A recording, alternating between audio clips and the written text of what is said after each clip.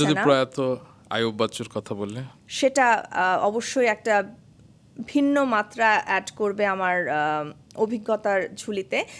ওনাকে multiple Times আমার আমিতে পেয়েছি।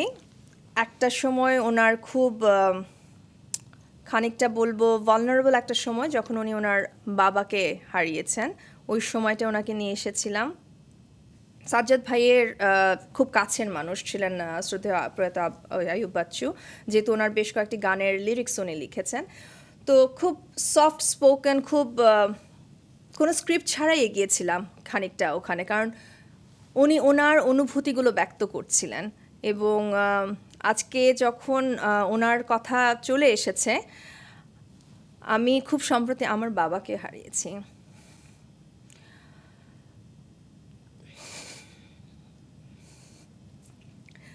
কবে? খুবই সম্প্রতি। এবং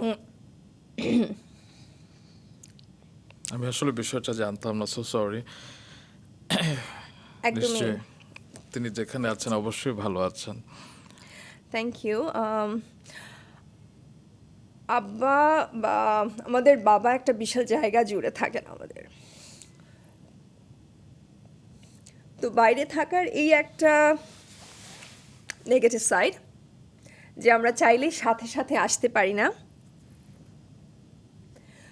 তো আপনি জানতেন তো আমি আরেকটু পরে আসার কথা ছিল। রাইট। তো আমি এক সপ্তাহ এগোতে পেরেছি, এক সপ্তাহ আগে এসেছি, তাও আব্বাকে তো আর পাইনি। তো ওই দুঃখটা রয়ে যাবে যে আমার আসার কথা ছিল, বাট আসতে পারিনি। বাবা আছেন তো মুনমুন, আপনার মাথার উপরে আছেন, আপনাকে সব সময় নিশ্চয়ই উপর থেকে দোয়া দেবেন। Thank you. না, আব্বার কথা চলে আসা ইমোশনাল হয়ে গিয়েছি। এটা খুব স্বাভাবিক বিষয়। বাবা মার কথা বললে খানিকটা ডিফিকাল্ট হয়ে যায় আমাদের ইমোশনটাকে ধরে রাখা। তো আইয়ুব বাচ্চুর কথা বলছিলাম আমার আমিতে, উনি ওনার বাবাকে নিয়ে ওনার অনুভূতির কথা বলছিলেন যে অনেক সময় অনেক কিছু বলা হয়ে ওঠে না, বাবা মাকে আমরা যেন টেকেন ফর গ্রান্টেড একটা বিষয় চলে আসে। মাঝে মাঝে বোধহয় একটু বলা দরকার বাবা মাকে যে তোমাদেরকে ভালোবাসি, তোমাদের থেকে যা শিখেছি সেই শিক্ষাগুলো আমি সামনে যাওয়ার পথে এগিয়ে নিয়ে যেতে চাই, আমার পরবর্তী জেনারেশনকে সেটা পাস করেও দিতে চাই, যেন তারা সেই প্রিন্সিপাল নিয়ে বড় হয়।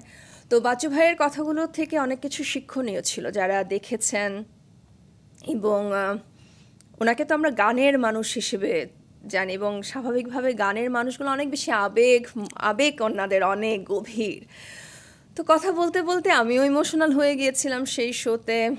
আমার মনে হয় দর্শক যারা তাকে অনেক অনেক ভালোবাসেন, এখন মিসও করেন, তারা হয়তো আপনার এই পডকাস্ট শোনার পর আবার একটু সার্চ করে দেখবেন। আমি সেদিনই দেখছিলাম।